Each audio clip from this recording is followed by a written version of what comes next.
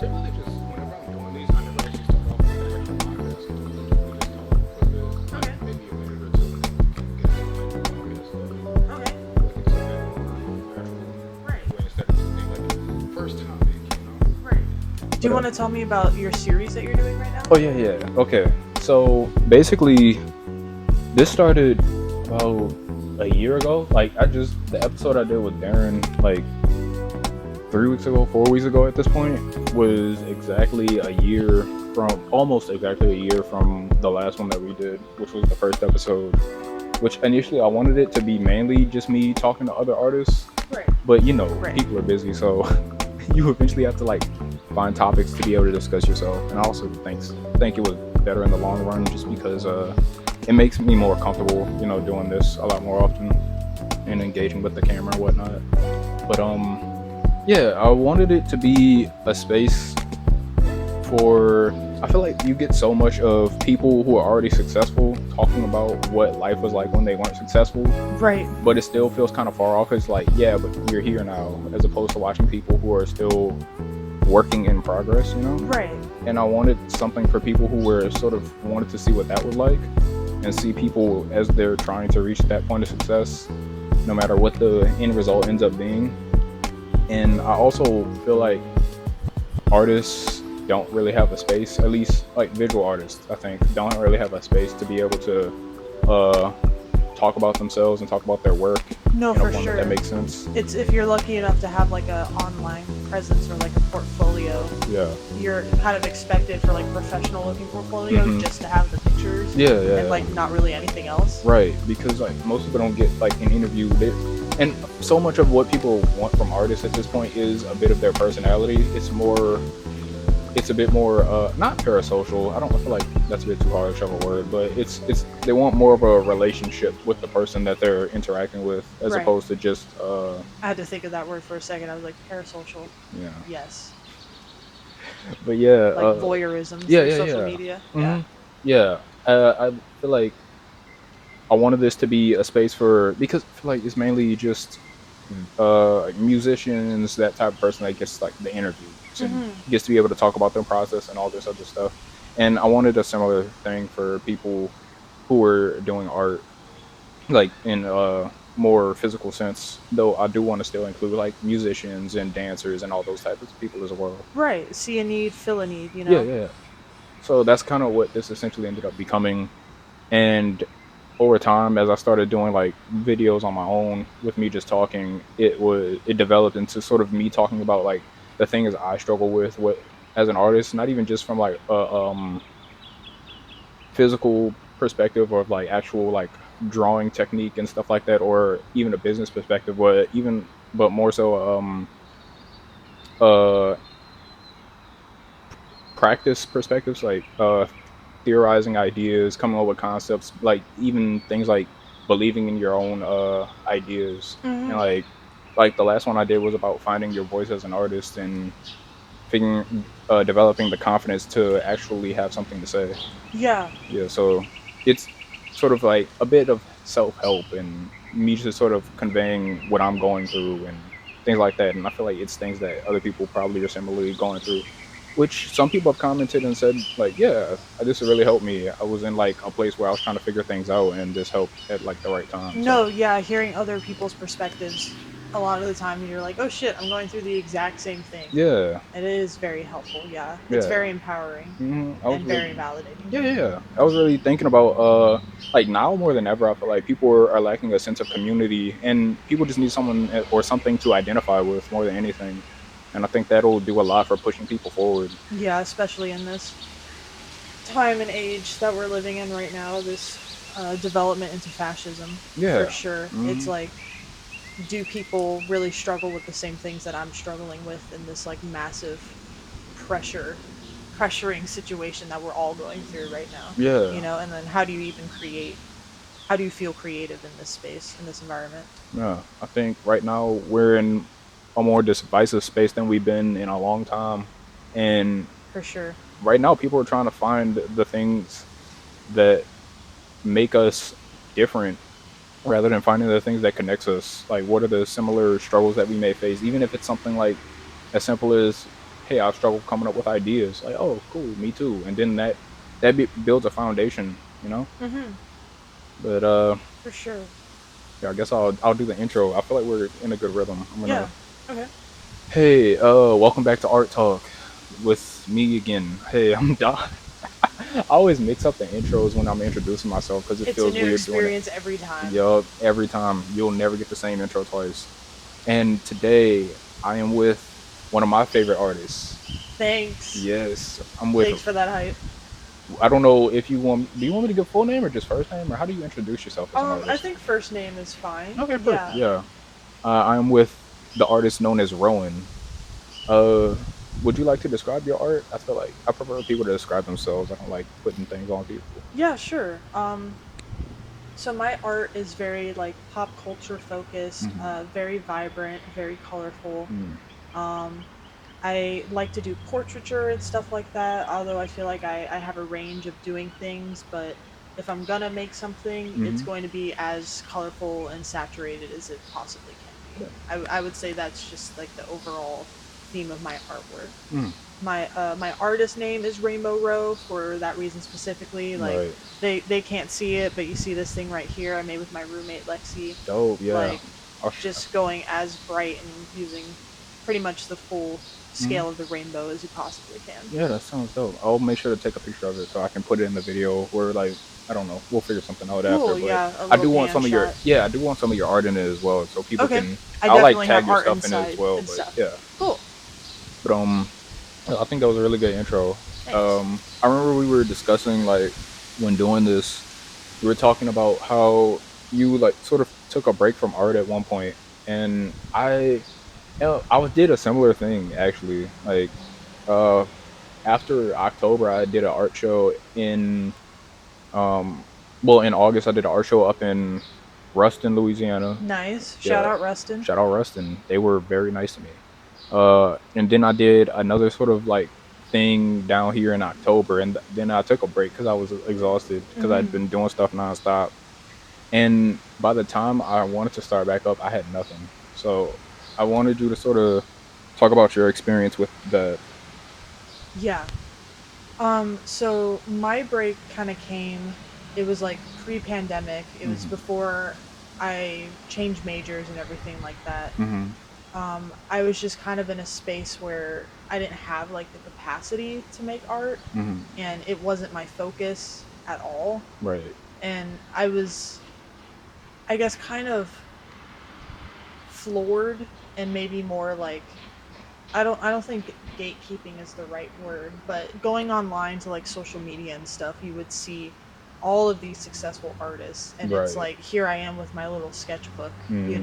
and I like to paint and I had talent, but I didn't see myself becoming these people Right. because it just wasn't my focus. Yeah.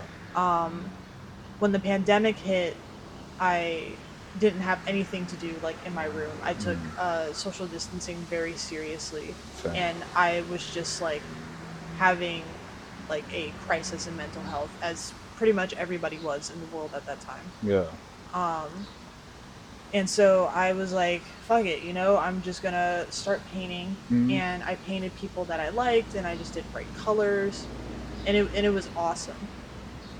And then I dropped out of A&M because I was like, this is actually what I want to do. Mm. Moved down to New Orleans. Restarted at like a farmer's market trying to sell artwork. Mm. And it wasn't so much of a break that I was in at this point. It Mm. was just more of like, I had ideas, but I didn't feel confident enough in my talent to like sell it almost, Yeah. Uh, you go around New Orleans anywhere and you see like successful art markets and stuff, and there's all kinds of cute stuff and there's all kinds of pretty stuff and stuff like that. And it's like I was of the mindset where I was like, I saw it and I was like, I could do this, but I didn't want to make something that was like mass production Yeah. or something that didn't feel like genuine or authentic from the heart. Right. And so I was stuck in this space of like, oh, I want to make something with meaning and that I put a lot of time and effort into, Hmm. but I also want to make money. And so do I do like I abandon my principles and do like the easy stuff, quote unquote, or Yeah. do I spend months on a portrait? Right. So I just kind of had to go back to school. Well, when I went back to school, that was something that I just kind of overcame with my professors and everything like that. Of like, Mm. now my assignments are is art, Mm. so I have no choice but to create. Right. And then seeing the production and success from that, and still like doing commissions and everything, my path and my trajectory has kind of led me back into a graphic design standpoint. Mm-hmm. But I'm still in the space right now where it's like I love to paint, and Yeah. that's what I want to do. But how do I make that a profitable business, Right. you know? Yeah. So that's why I'm trying to channel it into something that is more mainstream No, and definitely. is still authentic, but is utilized in a different way than like an art market would be, you know? Yeah. Yeah, I know what you mean. I was uh I was thinking about this because I've like had conversations and I've even like done videos. I think the video I did with Darren was sort of about the authenticity thing where it feels like if you're from here you have to, or if you even make art here generally, you have to make New Orleans centric art. Like it Oh has, my god, yeah. it's basically you have to cater to tourists essentially. Yeah, yeah, absolutely. It's like I can paint alligators all day long and Right. like pelicans and shit like that, but it's like, is that what I want to do? Yeah. Even though my artwork is environmental focused, it's like Hmm. there's still a limit to the shit that you want to do and what interests you. Yeah, it's like, do I I can make money probably making all these alligators and swamps and this and that, but it's like, Paint a house, you yeah, know, like a New yeah. Orleans style house. Like, but it just, I feel so empty doing it. Like, even going into college, I was like, I don't want to do this. I don't want to go to college if I'm not doing it for like the thing I actually want to do. Right. You know, Right. like, The uh, ideas that I have in my head that I want to translate, not, I guess, commercial art in yeah, a sense. yeah, essentially. And even once I got to college, I was like, man, this doesn't feel like the things that I want to do necessarily. Once, even in the art program, because Unfortunately, it was limited. yeah, which sucks because that feels kind of like all art programs at this point, unless you go to like an art school per se. Right. And it's one of those things where I was like, man, this isn't like really what I want to do. It feels like I'm just kind of filling out an assignment without really being driven for any sort of progress or growth, you know? Right. And it left me kind of stunted and jaded to a certain degree. And it wasn't until I would say like junior year of college when I was like really starting to get back into the groove of things and like printmaking and all that. Yeah. And once I found that groove, it was like I was making things that I actually cared about, even if like it wasn't necessarily receiving the attention that I wanted. It was something that I was happy to look at, you know? Yeah, absolutely. And it's just fulfilling to make something that you want to, you know, that is Yeah. just like you're expressing from yourself. Mm-hmm. You know what I mean? Yeah. Yeah, absolutely. I was definitely trying to figure out like, and eventually the success, quote unquote, did come. Like I was able to get into shows and find things to Mhm. do and all that. It Yeah, was, we went to Northwestern, you know. yeah, Won an award, which was nice. dope. Yeah, yeah. I forgot about that. Congratulations. I forgot all Oh about yeah, that. no, I was saying for you too, because I mean you got to go to Northwestern. Dang, I don't even remember if I did or not. Yeah, Did remember I? we had that little hotel party? Oh no, Shout that out the was Darren hotel. that went. I didn't go to that Oh, one. you didn't? Nah, Darren got into that Oh though. shit, I'm Yeah. sorry. It's I could alright. have swore you were there. Nah, that one was Darren. Yeah. Damn. Okay. Shout out Darren. Right. We were talking about that the other day too. That's crazy. But yeah. I mean, I think it comes. Your success still came, you know. Yeah, it just comes in. Not. It doesn't always come in the form that you necessarily wanted. Like I was talking about how like success isn't necessarily the way you imagine it all the time, and sometimes For it sure. comes in the way that's maybe needed. Like maybe you needed to do it this way as opposed to like what you had in your mind, because maybe you just weren't necessarily ready for what you had in your mind yet, you know? What are some of your success stories that made you feel validated like that? I think it was when people, well, it was when I was actually paid money for it, Yeah, yeah, funnily no, yeah, enough. yeah, right. It was like, It's like when I started earning shit. yeah, essentially. Like, I think I really enjoyed doing art markets because I don't. It's not like you make a bunch of money at art markets. You might make like most I ever made was like 80 Well, bucks. unless you're making the commercial shit. Yeah, yeah, But yeah. yeah, But yeah. like once you when you do like the smallest art market starting out, which I did a couple of them last year, and some of them you have to Nice. pay into, obviously. Yes. Yeah, La Fernaire is one of those. You have to Mm, pay like $20 yeah, per time that you're there. yeah. I think I ended up having to pay 25 for one and then 20 for another when I did. It was one of them on St. Claude. It was by that coffee shop. I forgot what it was called. I think they changed the name recently, but Okay. it was.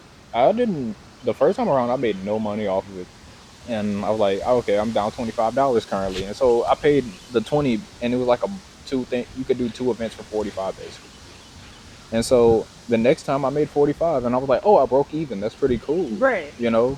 And so I did one for with Sophie because she has her art collective that, and they do like art markets Cool. around, and this one I made like 80 bucks, and I was like, whoa, you Nice. know. Nice. And it wasn't even necessarily like, whoa, I made some life-changing money or anything, but it was like, yo, people are appreciating my stuff Right. somehow, you know. You did the UNO art market too, right? Yeah, yeah, yeah, yeah, Yeah. yeah. I remember I was trying to set that up when I was doing my internship there, Mm-hmm. and you were like one of the only people that like not volunteered, but Right. like showed up for the event to Yeah. like do it. And I was so happy. I was like, "Oh my god, we got someone." I mean, yeah, I think it's just really important to support people, especially when you're in like the same space as them, you know. Right. So, but like, I know you were talking about the Northwestern thing. Like, was that a big moment for you necessarily, or? Um it was in like a career sense Mm-hmm. because it looked great on a resume. I First at Innovate UNO, I won first place for the oral presentation category, and I was presenting about like pocket parks Okay. and like student murals that were happening on campus. Nice. When we went to Northwestern, didn't win anything, Mm. but I still got to present, which was really cool. Right. And my artwork was featured in the slideshow of like a rainbow sparrow mural that I had done. Mm-hmm. So that was super cool. That one for me was more of like I'm presenting kind of on behalf of student artists to be like, hey, it's super easy to like do this really easy environmental shit, Yeah. like replace bad landscaping and put in native plants, Mm-hmm. and then get student artists who want to build their portfolio and want to do cool shit to make a mural. Yeah. Like that is it's easy student research that you can do. The students get like volunteer hours for Mm-hmm. it. Obviously they build their portfolio, they get experience with mural making, which especially in this city really translates well. Yeah. um so it was just cool to present as like I'm a student artist and here's what student artists are doing on campus type of Mm. deal. So yeah. Yeah. Honestly, that would be amazing if they actually. I feel like it's always the simplest things that they overlook when it comes to stuff like that. No, for sure. It's and especially at UNO, it's like every single piece of building could be painted with some artwork. You know what Right? I mean? And I understand that there's grants that have to be applied Mm. for stuff like that. But But they're also a but you can do it, university. you know? Yeah. Like just you can maybe you can make it maybe even a component of the class where students are applying for artist grants. Right. we, Right. we didn't really learn during our undergrad how to apply Mm. for artist grants, and that's like a Mm. huge part of being an artist. Yeah, I remember we brought this up during our final project class. We were like, Yeah. it would be really helpful if y'all actually gave us like tools for how to get into things instead of just being like, yeah, drawing class and No, yeah. just here's how you without an actual like figure to draw, right, figure drawing class, and they didn't have the money for a figure drawing right. person. Instead, we were just sitting there like, hey, everyone get up and pose. No, yeah, And it's like, that's fine, I guess, but it's less yeah. effective than, if we had money. No, for sure. And the thing is, it's like if you want to drive that engagement and get money towards the school for fine arts, then you Mm. have to create opportunities for students to Right. do shit like that. Yeah. And a lot of it, sometimes it just starts with volunteering or just a teacher that's like, hey, I have this, which you remember Mhm. Professor Kathy. Right. Shout out Kathy Rodriguez. She Yeah. was amazing. I went to one of her shows like last year. Yeah. Yeah, it was really good. Yeah, I've been keeping up with her on Instagram, and Nice. she just came out with something recently, which was like another fiber-based art show, which was super cool. Oh. Yeah. Um, but yeah, it takes one person to bring something to someone else and be like, hey, I'm seeing this lack, like you with the podcast. I would like to fill in this need. I don't know. I just feel like there's a lot of unnecessary barriers or like lack of interest, at least when it comes to like universities.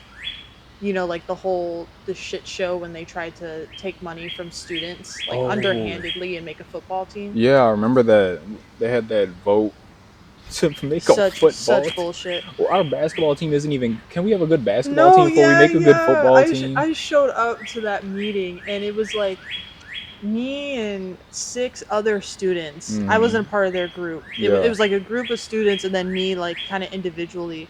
And their presentation was so shoddy. Yeah. They showed like a video of, I think in Pennsylvania, of like the school basically having a riot in the street after winning. And it's like, this is what you want? No, I think someone literally asked that. It was like, so is this what you're like encouraging for us? It's like, we could just do that without a football team if you really want. want. We have that already. Thank you.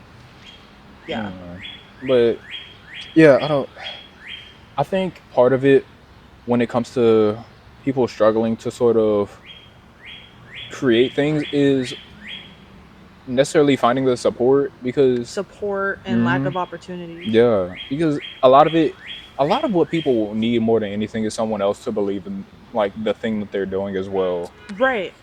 Like, people aren't even necessarily telling you to pour in money to it or anything like that. It's just provide the space for people to grow, And I feel like so much of UNO's issues is that, well, universities in general, because I'm not gonna make this like a UNO centric thing, because I feel like this is a school thing. No, yeah, because UNO was good for all of the shit that I can talk about it, right? Because I have a lot more shit to talk about A&M. Right. But yeah, it is more of just a universal university.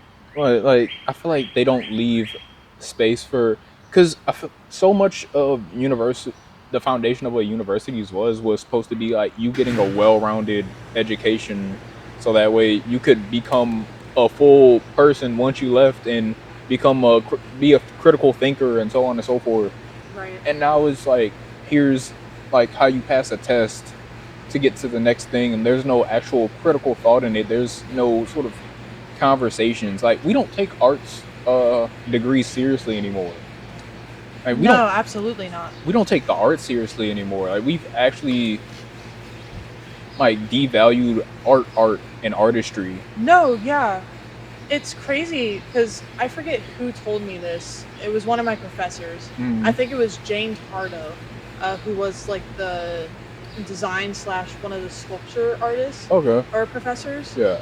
She had said like the arts and entertainment industry makes up 40% of the U.S. economy. And it's like, if that's the case, why isn't there emphasis on making good art? Right. You know what I mean? Yeah. Like, you look at packaging, you look at billboards, you look at anything in the grocery store, the film industry, Disney, right, Pixar, all that kind of stuff. And I'm going to say UNO just because we are the University of New Orleans. So you would think there would be an emphasis on the arts. Yeah, UNO is like UNO is going to be our placeholder for universities in general throughout Right. this. So don't get upset if you see this. Yeah, I love being a privateer. Thank you for my Ooh. degree. Yep, appreciate you. Y'all's crawfish boil you do during spring is great. Yep. Shout out. I think they changed the name from suck off to something off. Yeah, something else, which is very. It was funny. probably smarter to do that. Which is very funny. You know. But and then wanting to put in money towards things that aren't fruitful or profitable, like a football team, when you could be making Pixar artists. And like, you remember, did you take like a graphic illustrator class while we were there? We learned about Adobe Illustrator for one project. Mm-hmm. We learned about Blender for another project. And then I forget what else we did, but it was all over the place. Yeah. And you had one professor who is really like, I can't remember if that was his like specialty or not. I think.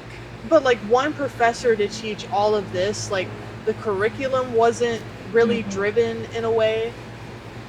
It was bad. And it's like, here are artists who are looking for direction and purpose with their artwork. Yeah. Right? Whether it is like traditional artwork or whether it is a different direction. Regardless, if the program was more robust and more intentional, you could drive us to do things that we would have never expected to do. Which is why the mural thing was super cool. But like, most university programs don't set up artists that are in fine arts programs to be successful artists after the fact. Right. You know what I mean? You're basically, you start off being a person of like, I want to make art. I don't really know how to do it. I'm going to go to school to learn. You learn techniques and you learn principles and you learn, you know, like test stuff. Yeah. And then you leave in like the exact same place that you were before of like, I have art and I have ideas that I want to translate into the world. Right. I have no idea how to do it. Like, I was thinking about the fact that so many other schools and programs, or at least like the very art-centric schools and programs, like even Noka's a perfect example because they're a high school, but they're very it's art-focused. And they have art shows and art events and everything year-round. Like, it's a thing where they're constantly having people showcase and add things to their portfolio. Whereas with UNO, like, I didn't know about what was the thing we were just talking about with Northwestern? What was the actual like event called for it? Oh, it was Innovate UNO. Yep. I didn't know about Innovate UNO until junior year of or senior year. And that's if your professor cares to promote it. Right. Or like push it. Right. It was actually senior year because we had to do it as part of our senior project. Yes. Yeah. And like, both outside of that, the first 3 years, you're not doing any shows or anything really. You're just showing your art in class for reviews and critiques. Right. Which are okay, but everyone's sitting there not trying to hurt each other's feelings. Yeah. So where we're not really growing as artists, and it felt unserious. It felt like people were there for an elective as opposed to like trying to make a career out of this thing. No, absolutely. And that was basically the thing of like, we're just gonna make you guys do work. Here are assignments, but there's no career direction. Yeah. Like at all. Yeah. Even like and there's so many opportunities out there for artists. There are. Like they had an entire artist gallery on St. Claude, and we just never used it. The only people I knew who used it were like grad students and professors. Yeah. I'm like, what are you paying all this money for, and you're using it like 3 times a year? In elementary school, I grew up overseas in Japan as as a military kid. Yeah. They had this like little flip book that would come out. I think it was called like the Pacific Sun or something like that, the Sun Journal. Oh.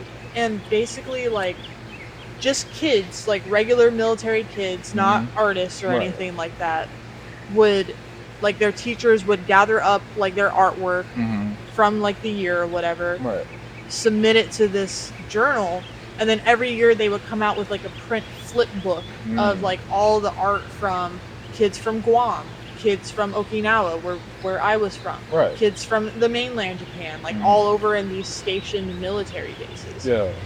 And it's just such simple shit like that, Mhm. where it's like each year you could have had us as students submit like, hey, we have open submission, there's no like quality requirements Yeah. for it. You submit your artwork, we're going to post it in a journal or in the newspaper or whatever, Mhm. and just give it to students on campus for free to showcase student artists, Yeah. you know? Yeah. And I don't know. I don't know where people's heads were at for this kind of stuff. Mhm. It's really just about showing people that things are possible. Like people, it's Things are possible and we care. yeah. That's why like God damn DEI it. and is as important as it is, because it's about being able to reflect that you're able to achieve these things too, even if you're not like this type of person or you don't come from this type of background. Right. Whereas like I remember in elementary school for me out here, we used to have this I was in like the gifted art program, you know. And Shout out the gifted art shout out to program. gifted artists, man. That's the whole reason I got into art. I didn't pass the test or anything. They just let me Dope. hang out. That's dope. Right. Shout out Mr. Sproles. I don't know where you are right now, but shout out to you. Hope you're doing good. Yeah. But I remember we would have every year the fire department would have this art contest for like kids ages like maybe 6 through like 14, 15. Actually, I think it was all the way up to 18. Okay. Throughout the city. And we would do like submit our drawings or whatever art that we did, and I think it was separated by age groups, and you would like all the kids from across the city would submit their art, and we like you would go to the police station, they'd have like cookies and whatever snacks for the kids, and Fun. we'd see who won and everything like that. And though I never won, I always enjoyed like taking part in it, because like it was something to let me know like people actually like cared about the art stuff that we were doing, and it wasn't just us in a room. And that made me want to be an artist, Right. you know, being able to know that, oh, I can actually like do this as a thing. Whereas like if you don't let people know that something's possible, people won't even think of it as a reality. Yeah. Like someone who's lived their entire life, like my family knew nothing about art, so all the way up until as don't most families. right, unless you like have people in your family who like did art, you know. But like I remember up until I got into college, I didn't know how you do anything art related, how you make any sort of money out of it, how you submit to shows, none of it. I had to figure all of it out like within the last like 3 to 4 years basically. And like being able to like have things to take part in over like the course of your upbringing that allows you to know like what these things are and experience these things would take you so much further. Right. And how just, I don't know, it's reciprocated back into the community. Yeah. And I think your like firefighter experience is so telling, and kind of a tie back to what you were saying earlier of like how divisive we are as like a community and like as a society right now. It's like the way to connect people together, promote community engagement, get people involved with environmental stuff, social justice stuff. Right. One, it's to promote the arts. Well, it's to promote the arts because you can do simple stuff like that. Right. Get kids from the community to learn about firefighters and the fire department and stuff like that. And then give kids opportunities to have their artwork showcased. Yeah, definitely. You know what I mean? It can be as simple. I was thinking about like Mardi Gras parades, right?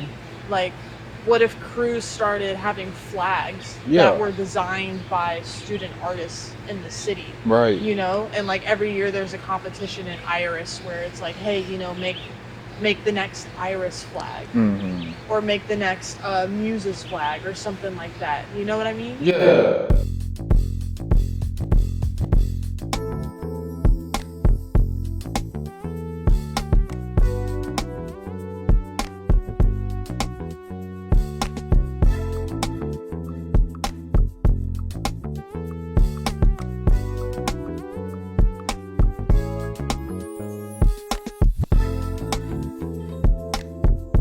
back. Hey, sorry about the technical difficulties, but it's part of the game. We were just talking about, like, while we were taking a break, we were just talking about how uh we were talking about the banana taped to a wall. Yeah. Okay. I'll let you make your point, and then I'll make like the point I was gonna make after that. Okay. So we were just kind of talking about like the devaluation, if that's a word, of like art. We made it a word. Yeah, since like the 80s, and how this guy, I can't remember this guy's name, but one famous artwork that he did was he stuck a banana, like he duct taped a banana to a wall, and like high art society and just society in general like ate it up. And it was a statement about like classism and just like how easy it is for like a white man to make like a massive amount of money in this way, but it ended up being for nothing because he took the money that he earned from this art like exhibit or this artwork and then didn't give it back to like any community or anything like that. He just took the money. Yeah. So it's just so hypocritical and continue to devalue art in the sense of like people know about that, like it is a relatively famous artwork and people agree with how ridiculous modern art is. Yeah, and I was gonna say it reminded me of that episode of Black Mirror with Daniel Kaluuya, and he lives in this like building where all they do all day is jog on a treadmill while watching like this these TV shows that this building is like producing. I remember this one. Yeah. Oh my god, yeah. And so. And they live in like a white box or something like that. Like the whole shit is like a screen. Yeah. Yes, I totally remember. And they like earn points by running on this treadmill. Yes. Yeah. And so basically the episode wraps up. They have this talent show that he wants to take place in because I think someone that he knew took part in it, and they ended up either being taken away or being killed. I can't remember. Yes. So he like wanted to participate in the TV show. Oh, it's all coming back to me. Yeah. This So was a good episode. yeah, it really is. That was the last time I watched Black Mirror too, because I was like, oh, this is too real. I can't keep watching it. Oh god. But so the episode basically wraps up because he takes part in the talent show, and like he gets a blade or something like that, and like he threatens to like kill himself on the show while it's broadcasting to everyone. And he gives this impassioned speech about how they're just being used like cattle to produce for them without being given any real purpose to exist or being able to sort of live a fulfilling life. And essentially it ends with everyone sort of applauding him and being like, yo, you won, basically, because it was something everyone could connect to and feel in a real way. And the last scene of the episode is it's him giving a similar speech with like the blade held to his neck on TV, but then it cuts off and he goes and like lives this lavish lifestyle that all these other people who were like on these shows that he was watching did. So he escapes the system by becoming a part of the system. Yep. And becoming a cog to keep these people running on this treadmill essentially. And that's immediately what I thought of when you mentioned the banana taped to a wall. Yeah. We had kind of gotten here in pieces of like how like society just doesn't make like opportunities for students and stuff. Yeah. And we were talking about how like at the end of the year we would have all these artworks that we didn't know what to do with. Like we would have it for a show. Yeah. And then we would have to take it home when the university could invest in like putting it up on all of these blank white like sterile walls, right, and stuff, but instead they invest in outside artists and spend tons of money for sometimes people that aren't even from New Orleans, like from the city here, to produce artwork for the university and then completely like negate student artists. So just like this full circle moment of artists getting cucked, basically, like student artists getting cucked. Yeah, essentially, like it's the appearance of like caring about art without actually caring about art. It's a performative. That's the word I was looking for, Hmm. and it's Evangelical. yeah, it's so disheartening as well because I think I used that word right. you know what, We'll go with it. right? This is conversational at the end of the day. I don't, Right. but it's so disheartening because if they would have put half as much time in really pouring into the students as they did with trying to create the perception of pouring into students. Right. The perception that UNO has a really good fine arts program. Right. Like even with the city, I was talking about this with Andre because he did the Sing for Hope pianos. Yeah. And he did them 2 years ago. At least the ones we were talking about was about 2 years ago or so. Maybe last year. Time is relative.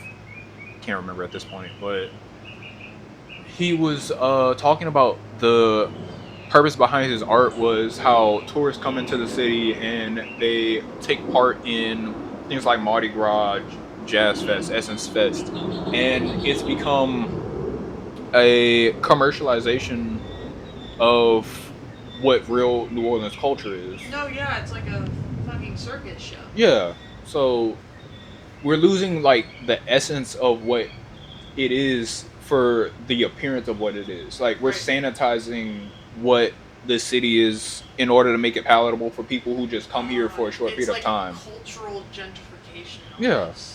yeah, definitely. It like even with this upcoming Super Bowl, the way that they pushed out all of the These new murals? mm-hmm, Yeah.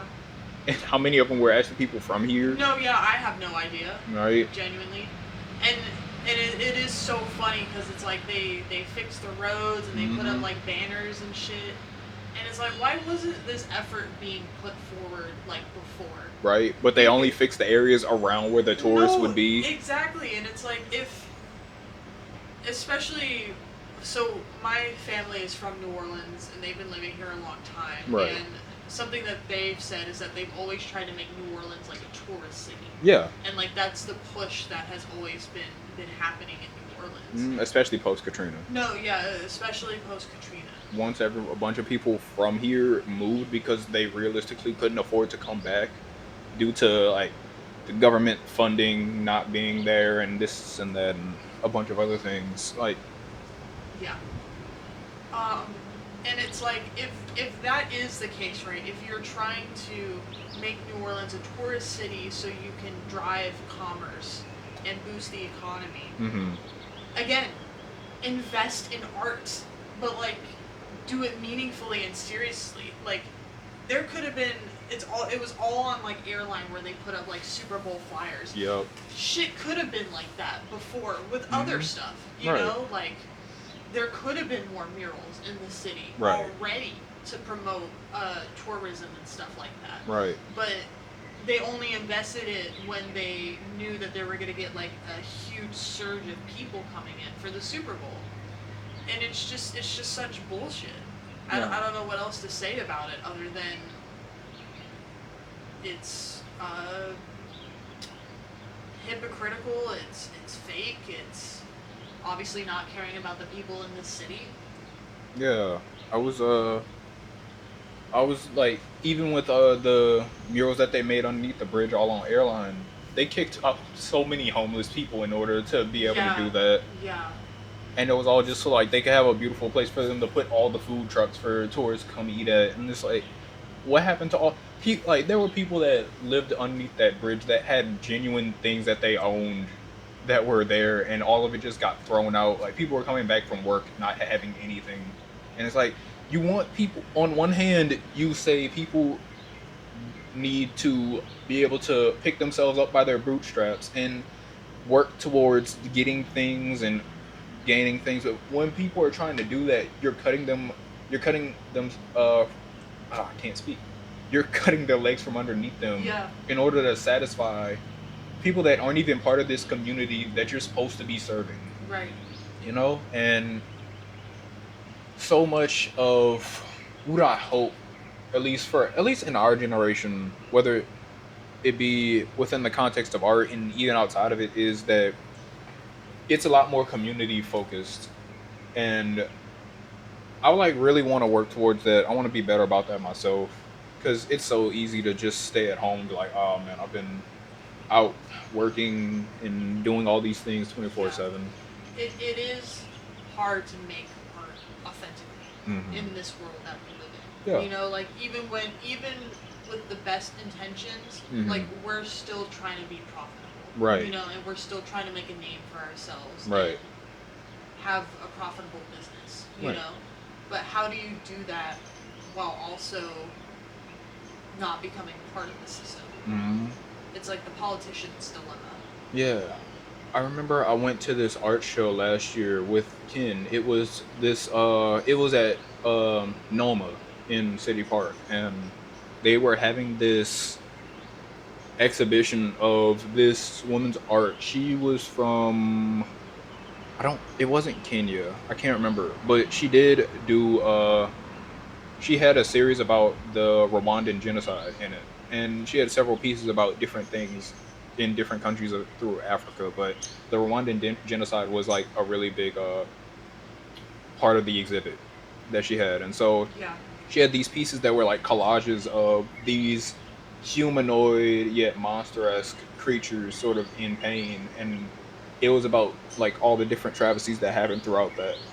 And as I was sitting there, I was thinking, because we had a guide and it was this white woman that was showing us around and explaining all these different pieces to us, and I couldn't help but think about, God bless her soul. right, I couldn't help but think about the juxtaposition between that, like this Yeah, like take a picture of this and paint it. You know, what is right. this fucking saying? Hmm. And it's like we're sitting here in this government owned, white owned establishment looking at this art that depicts black pain, and it's like, look, a crowd of white people there seeing this, and it was hard for me to not think of it as voyeuristic, even like me, like being American, whether I want to or not. Right. Sitting Against all of our will. right, sitting there and seeing this and being being a consumer of it without being able to fully like understand it, because I'm not from Rwanda, I'm not from Africa in the same sense that she is.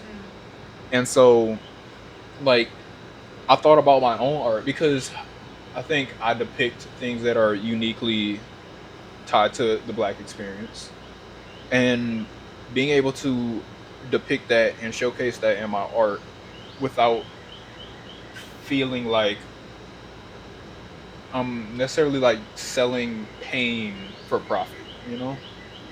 And that was like a thing that I'm still having to come to terms with in some cases. Yeah. Mm, Yeah, I believe it. yeah, so I don't know. It's a struggle being able to navigate being honest in your art and not giving allowing your art to be a thing that people can uh look at like they're in an exhibit. No, absolutely. And especially for like you and like the exhibiting black pain, it's like, well, this is a huge part of my experience. Right. And it's a part of my experience that I want to showcase. Mm, But is the audience going to be receptive to it? right. Or are they just going to, look at it as another voyeuristic Hmm. art show? Right. Especially when you're like selling it to someone, because you don't know people's intentions. Like, so many people buy art as a form of like capital. They're Mm-hmm. they're buying it as an investment, because the price of art goes up once the artist is no longer here, because now it's a limited edition. Right. They're no longer producing.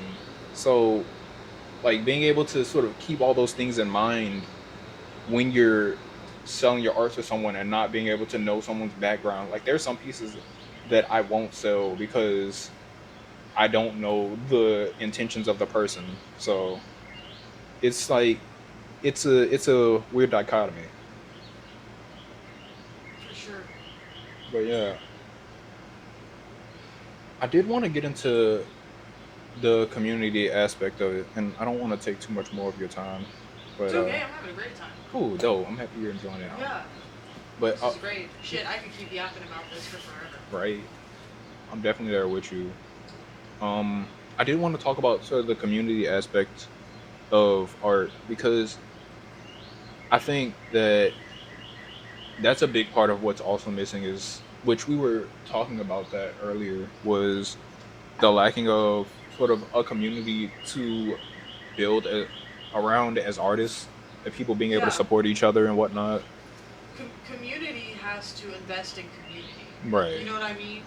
Um, I don't know if we captured this on film, but just to Mhm. reiterate, like your fire department story was Oh it was an awesome example of here is a part of the community, the fire department, yeah. which is an essential service, Right. an essential health service, an essential emergency service, that is caring for and investing in kids and their Mhm. artwork, and then inviting them into the space to not only learn about this Yeah. important part of the community, but Mhm. to make it shine, make it be more robust, you Right. know? And it's like if other parts of the community and like community members did stuff like that, Mhm. there would be this positive feedback loop of uh, growth, I Right. guess, is the only way to think about it. Mhm. An example I think I gave was like if Mardi Gras Cruise um, had like a flag that they did every year, Right. and they commissioned high school age students to design this flag, and it was like a big competition. And even if you didn't win, you know, maybe they posted on their social media like, "Hey, here were our top like 10 submissions." Yeah. You got a little guy coming on yet? It was kind of cool. Right. For a second, I was like, I just saw something flicker. Okay. I think I'm fine. Nice. But yeah. He's just hanging out. Right. Um, But what's another example? I have one. Okay, go ahead. That I remember when we were in like elementary school, we would have like a little, because my elementary school, it was an elementary slash middle school that was in the French Quarter.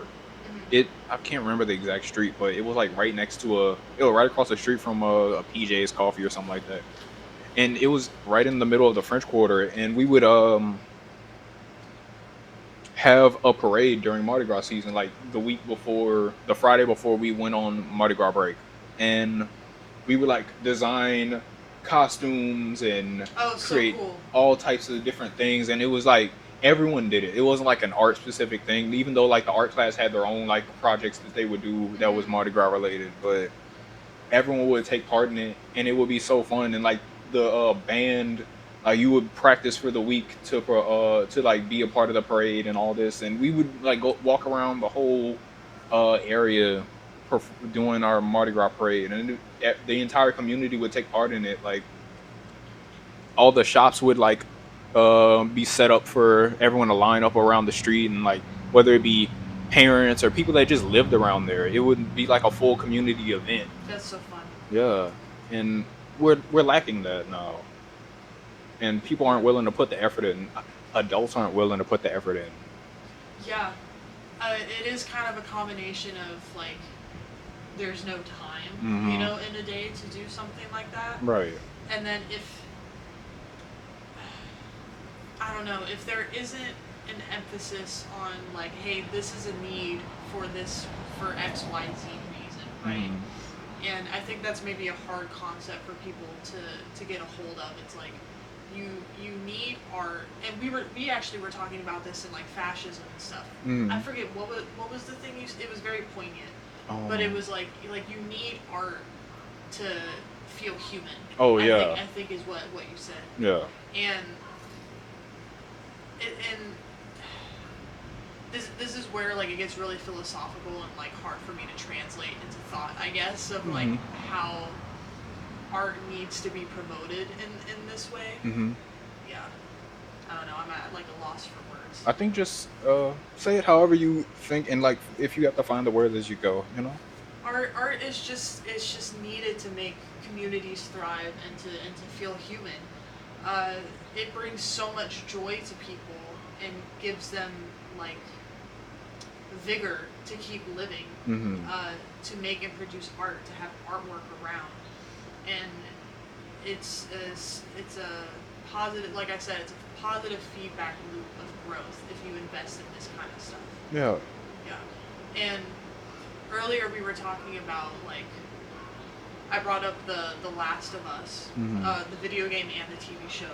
Right. Rewatching the first season, in the TV show, I made like a comment about this poster that was on the wall of like how to check if you're infected or check for infected, Mm-hmm. and I was like, who had time for graphic design like in the apocalypse, and and then immediately I thought, I was like, well, you always have time for propaganda. Right. You know, like propaganda will always be around Yeah. forever. Yeah.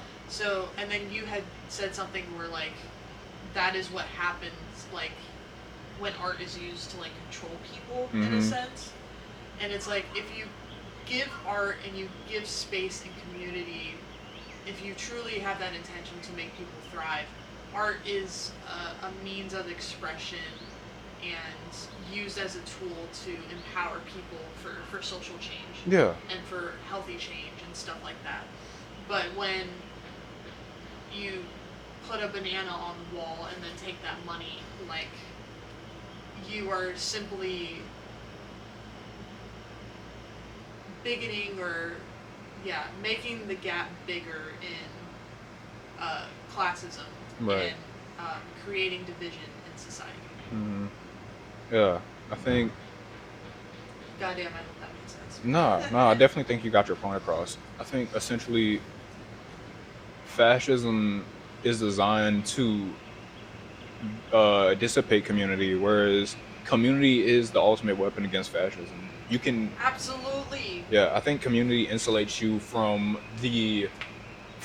well, not all of the effects, but I think it can help lessen the effects of an oppressive state because you know that you have other people that can help you. Like, um, during Jim Crow, perfect example. When people weren't allowed to operate within certain businesses, you were able to go to people within your community. Like the bus boycott isn't possible if people aren't carpooling to work, if people aren't offering each other these resources to be able to survive Right. without, you know? Which is why they painted the Black Panther community as such like radical terrorists. Right. It's because they were actually giving back to the community and Mhm. making like pretty much exclusively Black and Latino community spaces. Right. Like they don't get mad when you commit a crime. They get mad when you're making people feel like they're worth something. And that's when they villainize you and call you radical and a terrorist and so on and so forth. And like even when you think about it, there's going to be a generation of kids that grow up and the first thing they think of when they think of the Black Panther is a Marvel movie. Yeah. And that's by design. Like that's not just Right. happenstance. Which is kind of a double-edged sword because to call it super cool and like Right. such a cool superhero. Right. It's great representation. However, it is from Marvel, which Right. is owned by Disney, which I'm sure eventually down the line is owned by BlackRock and Vanguard. Mm. If you know about those. Yeah, I know about Vanguard. Yeah, BlackRock is like the other. They basically own each other. Okay. But there's like two companies in the world that own everything. Mm-hmm. And it's those motherfuckers. Right. And it's so sad because, like you were saying, T'Challa's a great like character, and it's great representation to have being able to see a black superhero. But And it was a great moment. right, Time. it was a great piece of history. But then there were actual people that in real life that were making ginormous impacts on. We had. I don't know how much longer we're gonna have it, but we had free and reduced lunch nationwide because of them. Like they essentially started that, and the government took it after they crippled the Black Panther Party. Like we were able to get free lunch because people came together and decided we're gonna feed this community. Right. Which is so I don't want to say it's so easy to do, but it is. Right. If you mobilize like Mhm. together with intention and are empowered to do it. Right. Also, shout out. His name was what? Chadwick. Chadwick Boseman. Yeah. Yeah, Rest in peace Chadwick to Chadwick Boseman. Boseman. Yeah, rest in peace to Chadwick Boseman. Yeah. But even with Chadwick Boseman, I remember when Denzel was receiving, it was some form of Lifetime Achievement Award. It was Chadwick Boseman that was up there giving a speech about him, and he was talking about how Denzel paid for the tuition of a bunch of these young black actors at, I think it was Howard University, and it was because of that he was able to go on and become an actor, Yeah. and so on and so forth. Yeah. So it's all about being able to pay things forward and reciprocate and pour back into the community that you come from. Absolutely. So like Second Harvest Food Bank, they will sit outside of a Walmart and they will ask you to donate like $5 a month Yeah. for that. And I did at one point in time. I did it for maybe like 6 months during my undergrad before I took it off because I was like, I don't think I can afford this anymore. Right. But if celebrities do these like big donations and tuition Right. and stuff like that, but it all feels like it's for publicity. Okay, I'm gonna say Beyonce. God rest my soul. Right. if Might want to pick a safer fan base. No, right. I love Beyonce. I think Renaissance was severely like underrated, wasn't played on the radio nearly enough. Very good project. They did not give Beyonce enough fucking credit for that. That's the one that should have won the Grammy. Okay, you know what? So this is gonna be off on a tangent, but I'm gonna come back to my original point. Oh, do you think? So I used to do pottery with some of my coworkers from the Coalition to Restore Coastal Louisiana, and we would talk about Taylor Swift all the time because they were huge Taylor Swift fans. Right. And a point that they brought up was like, people immediately look at like famous women artists as like the problem, versus like male like actors and stuff like that that like nobody like talks about, right? So I was thinking Beyonce because she is super, super famous, right? But let me actually take a moment to think of a white man that could be a better example. George Clooney? I don't know. He feels rich. Tom Cruise is definitely rich. He jumps off planes for fun. Sure, we could do Tom Cruise. Again, I don't know what kind of... The Church of Scientology, please leave us alone. Right. I don't know what kind of philanthropical, not saying that word right, work he has done. But if he donated $5 a month to Second Harvest Food Bank, he would be doing all the numbers that they were promoting that would help kids get access to fresh food and like good food in schools. Right. You know what I mean? So it's like, yes, going and volunteering for a weekend is great.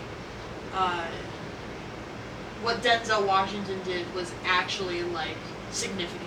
You know what I mean? But there needs to be more intention with investing back in communities, especially with how much money these actors and these musicians are making. Right. Like, they are making buku amounts of money, and they could be doing so much more with it. Right. Yeah, I've really been thinking about that, and I've kind of reached a point where I'm just like, I can't put my faith in any sort of rich person whatsoever to do anything. And it's such a shame because growing up, it's like, not that these people were our heroes, Right. but they're the face of society in a sense. And so, knowing that they're not doing jack shit or doing the bare minimum is really frustrating when there's people with way less who are doing the bare maximum. Right. You know? Which is why I was like, I remember there's this Issa Rae interview where she talks about how she sort of like built herself up to being able to do shows like Insecure and so on and so forth. And she talks about how like she did that internet show Awkward Black Girl. It was like a show that she did on YouTube. It was like she did it on basically a shoestring budget with just the people that she knew. And essentially her point was being able to like network across and network with people in similar circumstances as you is so much more important than networking, like trying to network with people in better positions than you, because you're sort of helping each other, and it's a lot easier to get them to sort of agree and reciprocate as opposed to looking for permission essentially from people who essentially could do the same thing without you if they wanted to. Right, and not sometimes maybe it's not intentional, but there is a level of like devaluation that happens when it comes to like pursuing relationships with people that are like above you in a sense to like promote yourself. Because it's exactly what you said. It's like I could do this without you. I'm the one that's giving you the opportunity. You know.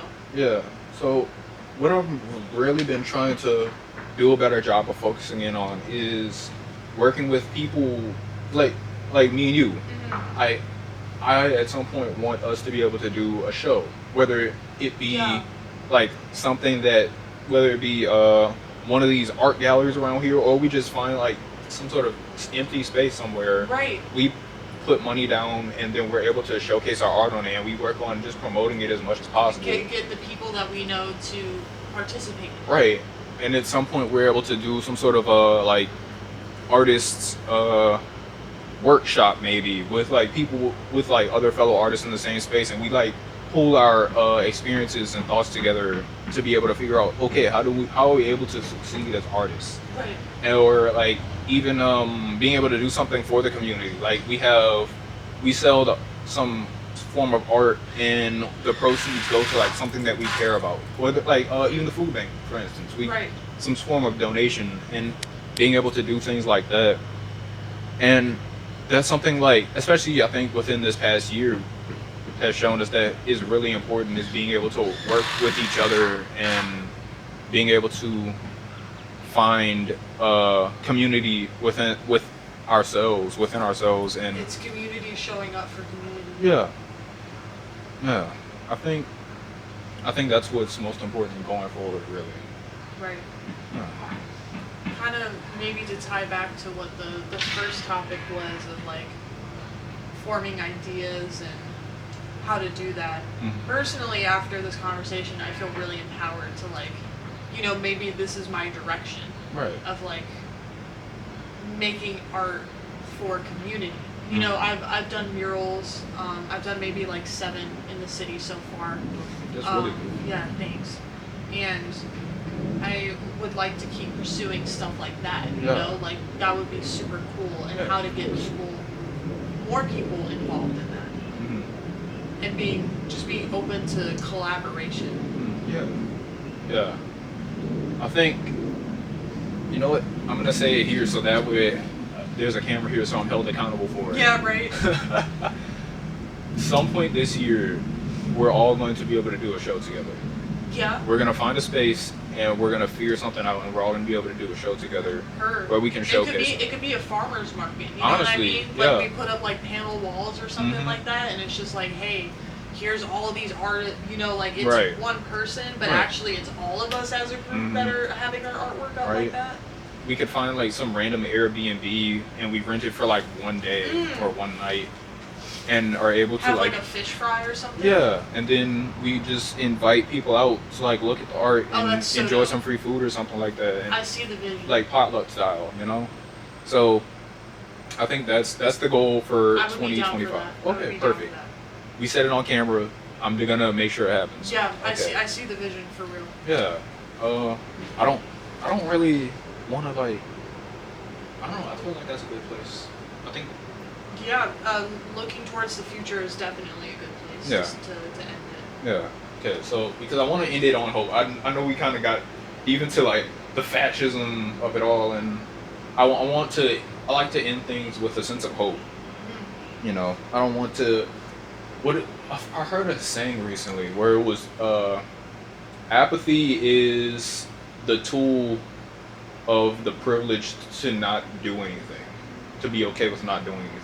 Yeah. Or pessimism. Pessimism is the tool of the privileged to not be able to allow themselves not to be able to do anything. It's like an excuse. Yeah. Yeah. And it's the tool of the oppressor in order to keep people from trying to rise above. So we're not going to fall into apathy. We're not going to fall into pessimism. Yeah. We're going to move forward with positivity, and community is how we should move. Absolutely. Cool. I think this is a great place to wrap up, and Thanks for having me. I Don. really appreciate you coming on. I was Yeah. so excited about doing this with you. Yeah. And Me too. we'll definitely do this again.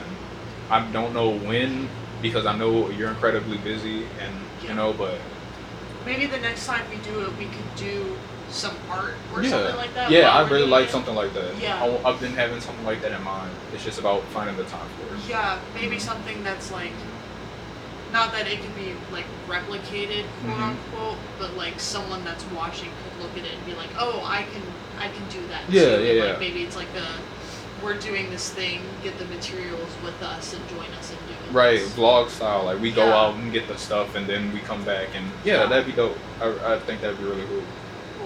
Cool. Okay. Thanks again, Rowan, for coming through.